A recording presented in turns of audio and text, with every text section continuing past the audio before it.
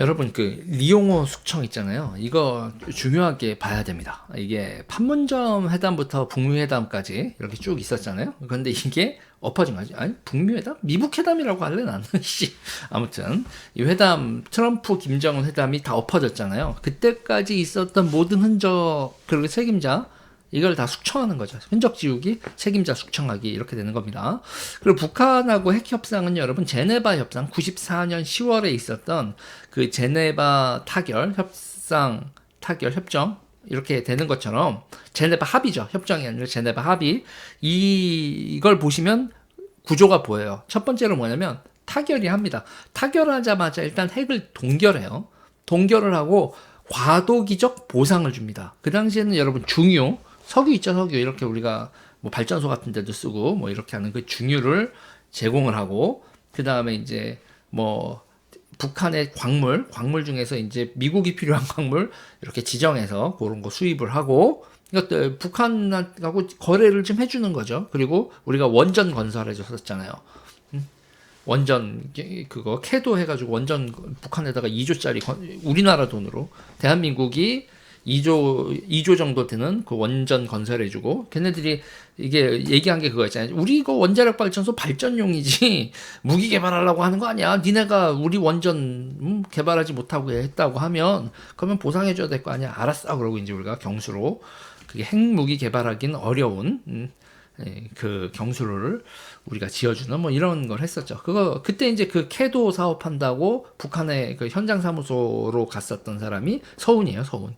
그렇게 해서 서울은 북한 쪽하고 연결이 되기 시작하는 겁니다. 자, 아무튼 협상이 타결, 동결, 그 다음에 과도기적 보상, 그 다음에 최종적으로는 핵 폐기, 정상 국가화. 이게 이제 북한하고의 협상의 기본 로드맵인데, 요번엔 어땠냐면 일단은 북한이 핵 동결한다고 핵실험장 막 폭파하고 냉각 다 폭파하고 그런 거 뭐 했던 거 보이시죠, 여러분? 그게 일단 동결입니다.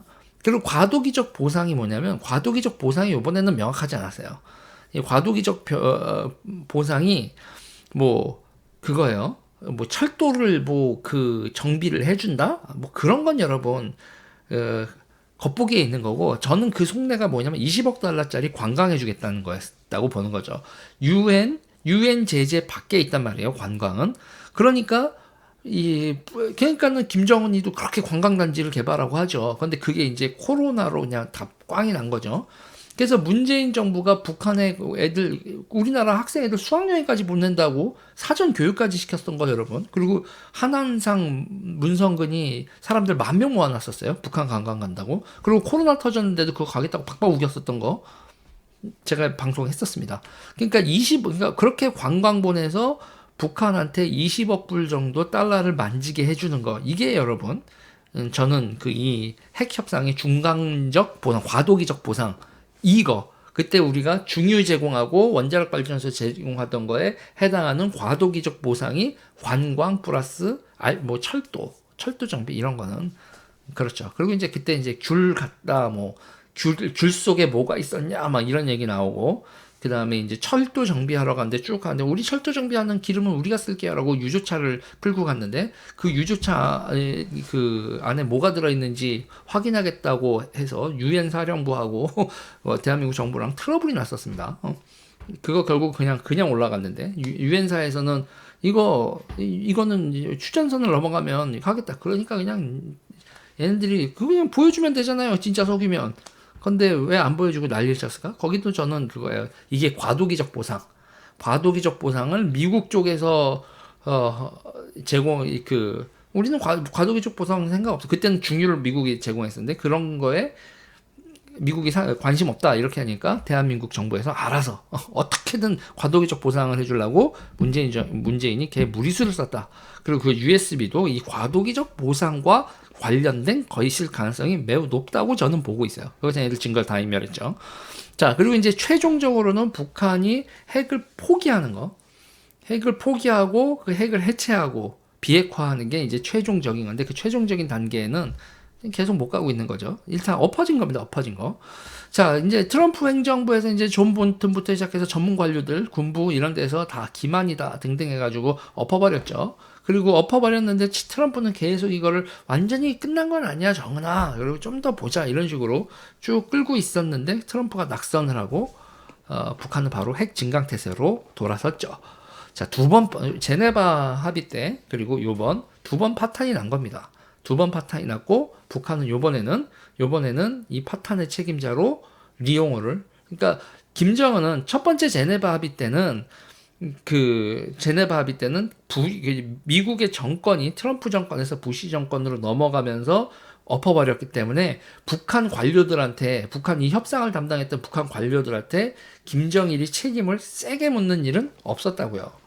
그 제네바 합의했었던 그 담당자들 다 천수를 누렸습니다. 자, 그런데 이번에는 다르다는 거예요. 이번에 김정은은 니네 속았어. 문재인한테도 속았고 트럼프한테도 속았다. 뭐 이런 식이 되는 거죠. 그리고 이제 숙청을 들어갑니다. 관료들을. 자, 문제는 말이죠. 문제는 이렇게 두 번이 파탄이 나고 난 다음에 북한은 핵만이 살 길이다 그러면서 북한이 핵을 증강하기 시작을 해요. 그러면 우리는 어떻게 가고 있냐면 우리는 기본적으로 우리가 확증 파괴 능력은, 우리가 핵을 무장하고 확증 파괴 능력은 우리가 없잖아요. 그러니까 미국의 확장 억제 제공 이렇게 돼 있는데 그 축이 바뀌고 있죠. 기본적으로 우리의 핵 디펜스는요 3축이라고 합니다. 그러니까 북한이 미사일을 쏠 것 같다, 핵 공격을 우리를 할 것 같다라는 감지가 되면 사전에 미사일이 뜨기 전에 그냥 가서 F-35를 주축으로 해서 대한민국의 F-15K 전투기들이 가가지고 북한의 그 공격 그 징후를 선제 타격하는 거. 그걸 뭐라고 부르죠? 그걸 킬체인이라고 부르죠. 그리고 일단 그렇게 해서 한번 막어. 근데 이 킬체인은 여러분 문제가 있습니다. 뭐가 문제가 있냐면 그런 상황이 감지가 되었을 때 빠르게 의사결정을 해야 되는데 과연 대한민국의 국가 지도부, 대통령과 국방부 장관 기타 등등이, 여러분 쟤네들이 분명히 대통령 자고 있을 때 쏠 거란 말이에요. 실제로 그런 상황이 벌어진다면 그러면 누가 가서 대통령님 일어나세요 그러고 일어나고 킬체인 작동합니다. 이걸요. 이 의사결정 구조나 기타 등등이 감지돼서 의사결정하는 것, 감지되는 것 자체가 문제가 아니라 그리고 이거에 대해서 대응하는 전권을 군부해 주느냐 마느냐. 그러니까 킬체인은 기술적인 문제보다 인간의 의사결정 구조가, 우리가 이게 매뉴얼로 훈련을 해야 되는데 대통령과 국방장관과 기타 등등이 이런 상황 의사결정 지휘부 훈련을 한다고요? 난 묻고 싶어요. 이 킬체인과 관련돼서 지휘부 훈련하고 있는지, 대통령 포함된 모든 지휘부가 갑자기 이거 돼서 딱 그 사전에 연결된 게 아니라 이게 요번 주 내에 지휘부 훈련 한번 합니다. 그러고 태스크포스 팀이 가장 대통령이 바쁘고 번잡할 때 비상으로 한번 이게 걸어서 이 훈련해 볼 테니까 우리가 의사결정까지 어떻게 나오는지, 그리고 그게 잘못된 정보일 경우, 그리고 제대로 된 정보일 경우 각종 시뮬레이션을 해서 대통령과 국방부 장관이 제대로 된 판단을 하는지 잘못된 판단을 하는지, 우리가 의사결정과 관련돼서 어떤 훈련을 해야 되는지 지휘부 훈련을 한다? 그런 일 없어. 그래서 저는 킬체인 같은 경우에는 기술적으로 제가 못 믿는 게 아니라 킬체인과 관련된 운용, 특히 의사결정과 관련된 지휘부 훈련을 하고 있는지에 대해서 물음표를 치기 때문에 저는 킬체인에 대해서 사실은 물음표를 찍고 있습니다. 저는요. 이거 한번 다들 참고를 해주시면 좋고, 그 다음에 문제가 뭐냐면, 그래서 일단 걔네들이 미사일 쐈어. 우리가 늦었어. 그래서 미사일이 떠요. 그러면 미사일 디펜스를 하죠. 그래서 이제 킬체인 1축, 미사일 디펜스 2축, 그 다음에 얘네들이 해서 우리가 핵을 막아줬어. 그러면 이제 전투기하고 뭐 우리나라 미사일들 다 쏘고 전투기 뜨고, 그래서 재래식 무기이지만 대략 보복 공격. 특히 김정은은 저쪽 지휘부 있죠. 우리가 뭐 전술 폭격을 하는 거죠, 우리는. 그러니까 우리가 전략 폭격을 해서 쟤네들이 우리나라의 도시를 공격하는 전략적 행위를 해도 우리는 전략적인 반격보다는 저쪽 지휘부들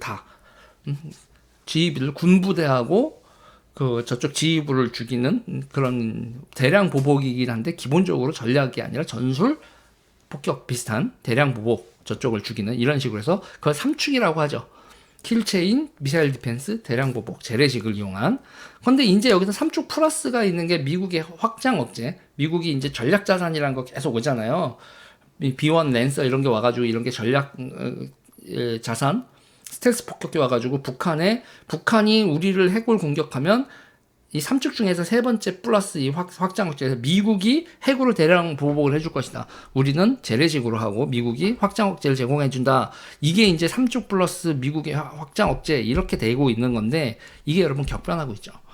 그러니까 확장 억제도 거기에 우리나라가 뭐 정보, 기획 이런 거를 이제 같이 한다. 무기 자체를 핵 공유는 아니지만 정보와 기획 그리고 훈련은 같이 한다 정도로 얘기가 되고 있는데 이게 점점 확장 억제도 우리가 지금 삼축 체계에서 미국의 확장 억제에도 우리가 개입하는 하나, 둘, 셋, 네 축이라고까지 하긴 좀 그렇지만 이런 식으로 확장이 되고 있다. 우리도.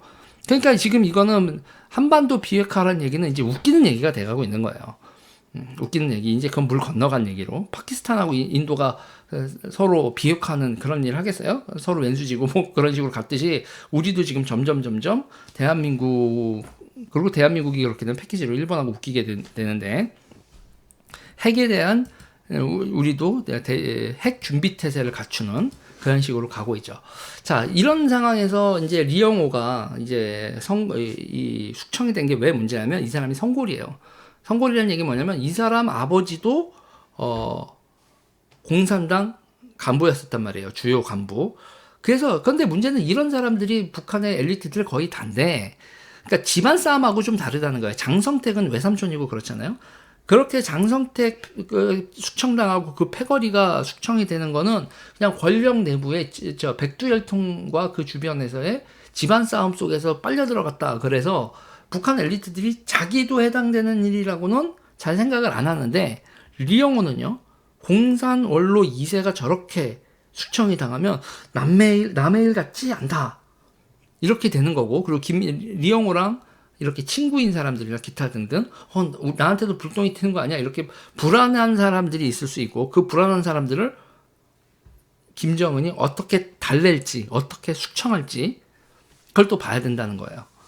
그래서 지금 북한 엘리트들 이건 이제 태영호 의원도 얘기하고 뭐 하는 부분이지만 제가 보는 견해에서는 북한 엘리트들이 불안해하면 김정은은 회유를 하던 대숙청을 하던 해야 되는데 김정은이 어떻게 할지 그리고 이제 김정은이 어떤 행동을 하더라도 북한 정권과 그 권력 내부에 김정은의 권력을 떠받치는 안정성 자체는 크게 훼손되는 숙청이었다 이렇게 보는 거죠.